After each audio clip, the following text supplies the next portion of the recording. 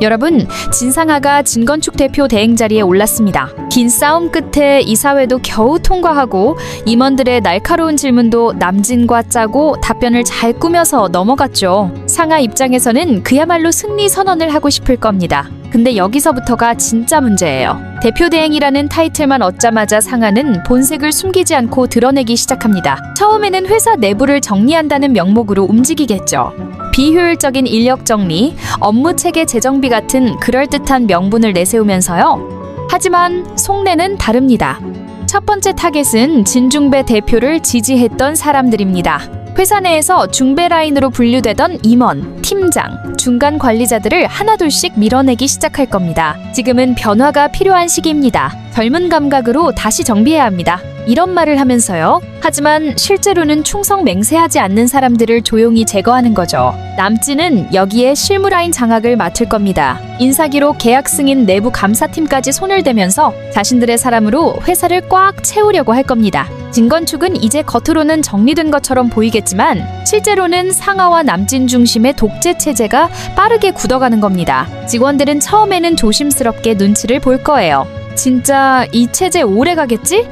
혹시 중배 대표님이 다시 돌아오면 어떻게 하지? 하지만 시간이 조금만 지나면 분위기는 급격히 얼어붙을 겁니다. 회의 때마다 상하 눈치 보는 사람들, 한마디 말 잘못하면 인사이동 당할까봐 입국 다무는 팀장들, 이런 모습이 곳곳에서 보이게 되겠죠? 상하는 이걸 보면서 오히려 쾌감을 느낄 거예요. 이제야 회사가 내 손에 들어왔구나. 그동안 아빠 중배의 그림자에 눌려서 마음대로 못했던 상하가 이제는 회사 구석구석을 직접 장악하는 데서 권력의 달콤함을 느끼기 시작하는 거죠. 그리고 이쯤 되면 상하는 더 대담해질 겁니다. 본격적으로 충성서약 비슷한 것까지 요구할 수도 있어요. 대표 대행으로서의 권한을 이용해서 각 부서 팀장들에게 앞으로 나를 지지하겠다는 서약서 비슷한 걸 써라, 이런 식으로 강요할 수도 있다는 얘기죠. 심지어 내부 승진, 성과 평가, 보너스 지급까지 충성도에 따라 차등을 두려댈 수도 있습니다. 겉으로는 시스템 개혁인 척하면서 속으로는 자기 사람 심기와 기득권, 공고화 작업을 빠르게 진행할 거예요. 남진 역시 상하 옆에서 실무 조정자로서 움직일 겁니다. 그동안은 상하 그림자처럼만 있었지만 이제는 본인이 직접 권한을 행사하려고 할 거예요. 계약서 결제 라인을 자신 쪽으로 돌리려 하고 예산 편성권도 조금씩 건드릴 겁니다. 특히 건축 프로젝트 수주 과정에서는 자신들과 친한 업체에 물밑 지원을 해줄 가능성도 있습니다. 이렇게 진건축은 점점 상하와 남진 중심으로 돌아가게 되겠지만 문제는 이게 표면적으로는 정리된 것처럼 보일지 몰라도 내부적으로는 불만이 계속 쌓이는 구조라는 겁니다. 사람들은 겉으로 웃고 있지만 속으로는 불안과 분노가 점점 쌓여가고 있을 거예요. 이게 우리가 꿈꾸던 진건축인가? 이건 그냥 사조직이지 회사가 아니야. 이런 생각이 조금씩 퍼지기 시작하면 겉보기에는 화려하게 보이는 상하 체제도 안에서는 벌써부터 썩어가기 시작하는 거죠. 그리고 이 불만과 균열은 조만간 터지게 될 겁니다. 지금 상하는 대표 대행 타이틀에 취해서 웃고 있지만 이미 몰락의 시계는 돌아가기 시작했습니다. 그리고 상하가 대표 대행 자리에 오르자마자 제일 먼저 마음먹은 게 뭔지 아세요? 선우건축, 그러니까 선주와 소우를 업계에서 쫓아내겠다는 거예요. 사실 이건 상하가 오래전부터 꿈꾸던 시나리오였습니다. 예전 인테리어 예능할 때도 선주가 조금만 눈에 띄어도 바로 못마땅해 했고 쟤는 업계에 발도 못 붙이게 할 거야 라며 이를 갈던 사람입니다. 근데 그땐 대표가 아니라서 쉽게 움직일 수가 없었죠. 하지만 지금은 대표 대행이라는 타이틀이 생겼습니다. 상하는 이제 법적인 권한, 조직적인 영향력, 모든 걸 손에 쥐고 있다고 착각하고 있어요. 그래서 진건축 내부를 장악한 다음 바로 선우건축을 겨냥하기 시작하는 겁니다. 일단 상하가 꺼내들 전략은 이거예요. 선우건축과 협력하고 있던 프로젝트를 조용히 정리하려 할 겁니다. 예를 들면 공동 디자인 개발 프로젝트, 협업 브랜드 리뉴얼 작업, 이런 것들을 진건축 이미지에 맞지 않는다는 이유로 끊으려는 거죠. 명분은 충분히 만들 수 있어요. 최근 시장이 급변하고 있으니 외부 협력사를 재정비해야 한다. 브랜드 리스크를 줄이기 위해 신생 기업과의 협력을 중단한다. 이런 식으로 말하면 이사회에서도 대놓고 반대하기 애매한 분위기를 만들 수 있으니까요. 두 번째 방법은 더 노골적입니다. 선우건축이 업계 내에서 쌓아온 신뢰와 입지를 허물려는 거예요.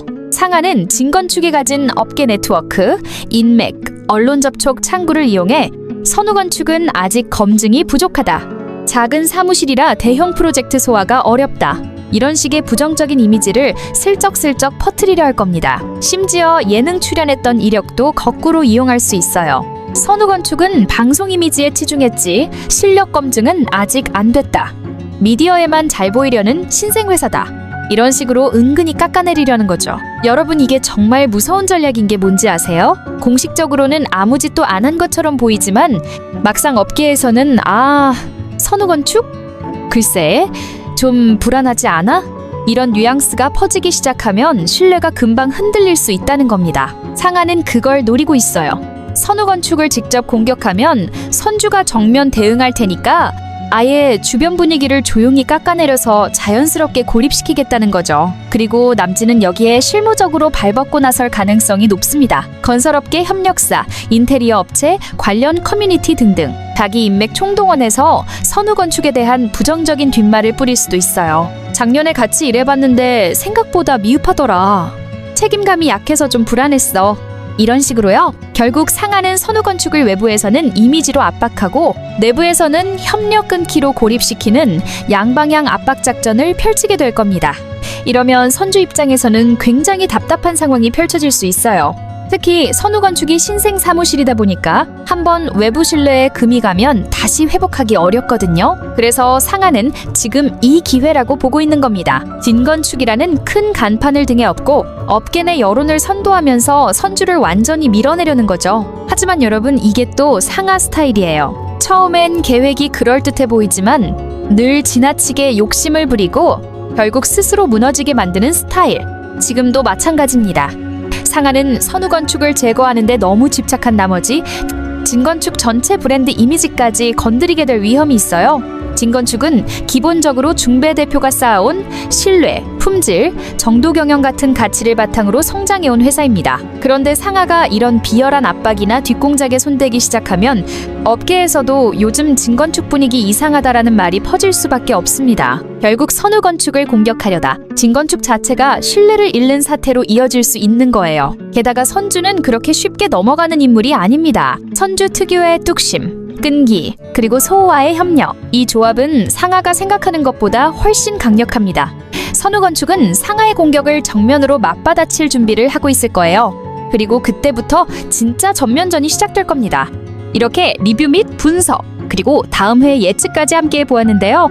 재미있으셨나요? 재미있으셨다면 구독과 좋아요, 그리고 알림 설정을 통해 콘텐츠 업로드 시 바로 알림을 받고 콘텐츠를 즐겨보세요. 끝까지 시청해주셔서 감사드리고 내일도 이 시간에 만나요. 그럼 안녕! 오늘도 함께 해주셔서 감사합니다. 김명희 회원님, 멤버십 가입 진심으로 감사합니다.